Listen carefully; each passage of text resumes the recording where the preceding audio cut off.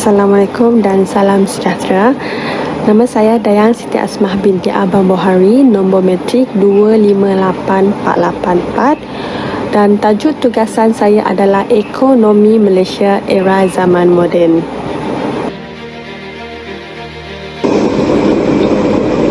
Pengenalan adalah Malaysia yang telah membangun dalam sektor ekonomi negara yang semakin berkembang.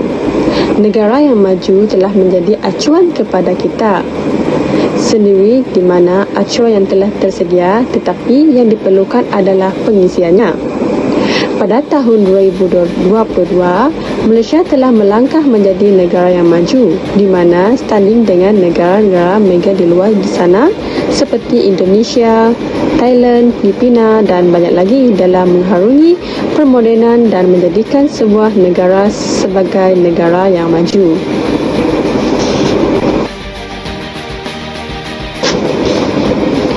Baiklah, saya akan menerangkan dasar ekonomi Malaysia baru, di mana dasar ekonomi telah diperkenalkan oleh Perdana Menteri Malaysia yang kedua, iaitu Tun Abdul Razak bin Husin Al-Haj pada tahun 1970. Selain itu juga, dasar ekonomi baru ini berpotensi untuk mengukuhkan perpaduan antara etnik dalam Malaysia. Selain itu juga, strategi melaksanakan dasar ekonomi baru ini termasuklah membasmi kemiskinan serta penyusunan semula masyarakat. Dalam mencapai matlamat penyusunan semula dasar ekonomi baru, antara perancangan yang diatur adalah seperti memaksimumkan daya pengeluaran dan taraf kehidupan bagi golongan miskin dalam proses membangunkan kawasan luar bandar. Menerangkan sektor di Malaysia, ia terdiri pada 4 sektor. Yang pertama, sektor pengisian yang menyediakan negara yang sumber tertentu adalah sektor yang paling penting dalam membangunkan ekonomi Malaysia. Hal ini kerana sektor pengisian ini juga membekalkan bekalan yang mencukupi sekiranya mempunyai krisis ekonomi yang tergugah sekiranya berlaku dalam tempoh tertentu, maka ia memainkan peranan yang paling penting. Kedua adalah sektor perdagangan dan perniagaan. Banyak kajian empirikal telah menunjukkan bahawa liberalisasi perdagangan mempunyai kesan positif terhadap pertumbuhan ekonomi. Sektor perniagaan seperti perniagaan industri kecil dan sederhana turut menjadi tumpuan kepada kerajaan Malaysia, di mana ia juga salah satu sektor dalam mengukuhkan ekonomi di Malaysia. Yang ketiga adalah sektor pertanian dan perdagangan. Pertanian merupakan sektor sangat penting bagi negara membangun seperti Malaysia. Ia merupakan salah satu ciri terpenting yang membezakan status negara yang membangun dan negara maju dalam membentukkan ekonomi Malaysia pada era pasca merdeka. Telah meletakkan sektor pertanian yang asas apabila majoriti penduduk lebih bertumpu kepada aktiviti ekonomi berasaskan perlombongan dan pertanian. Di Sarawak, sektor perdagangan dan pertanian sangat berkembang luas oleh kerana bentuk muka bumi yang kaya dengan hasil sumber-sumber jadi.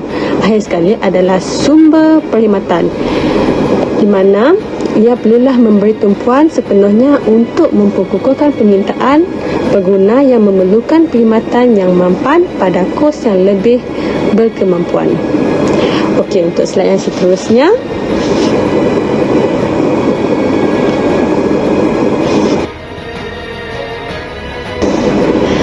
Saya akan menerangkan implikasi. Implikasi terdiri pada 2. Yang pertama adalah kesan daripada pandemik COVID-19, di mana beberapa faktor yang telah dalam perkembangan ekonomi termasuklah COVID-19, di mana kejatuhan harga minyak global, kejatuhan pada jumlah ekspor minyak sawit dan penurunan dividen kerajaan daripada syarikat yang berkaitan dengan kerajaan dan mengurangkan kebahagiaan cukai dalam KDNK di Malaysia telah mengganggu penurunan dan permintaan untuk ekspor ke perasaan global, termasuklah barangan elektronik dan komoditi seperti gas asli. Oleh itu, disebabkan penghentian pemotongan pengeluaran di Malaysia sendiri kerana perkilangan yang berkurangan akibat penutupan semasa fasa pemerintahan kawalan pergerakan PKP. Kedua adalah mata wang Malaysia yang tidak stabil, di mana rakyat yang akan terkesan dengan nilai ringgit yang jatuh ke paras yang rendah atau terus merosot, sudah tentu pasti akan bimbang memandangkan Malaysia mengeksport sebahagian besar barangan keperluannya. Ramai orang akan terjejas oleh kejatuhan nilai ringgit, kebimbangan terhadap hyperinflasi atau inflasi yang berlebihan di Malaysia yang menyebabkan ringgit tidak stabil dan penilaian kurang daripada mata wang lain. Telah dibincangkan secara meluas adalah era pemodenan ini yang turut memberi kesan kepada ekonomi Malaysia. Untuk slide yang seterusnya, sebagai kesimpulannya adalah Malaysia kini juga salah satu negara yang tetap membangun walaupun terpaksa mengharungi pelbagai cabaran dan rintangan dalam pelbagai sektor, misalnya sektor perkhidmatan, sektor pertanian, sektor perdagangan dan banyak lagi. Walau bagaimanapun, negara Malaysia tetap mencari jalan penyelesaian di mana terdapat pelbagai program dan kaedah yang dapat menampung dalam membangunkan ekonomi Malaysia sejagat. Sekian sahaja dari saya. Sekian, terima kasih.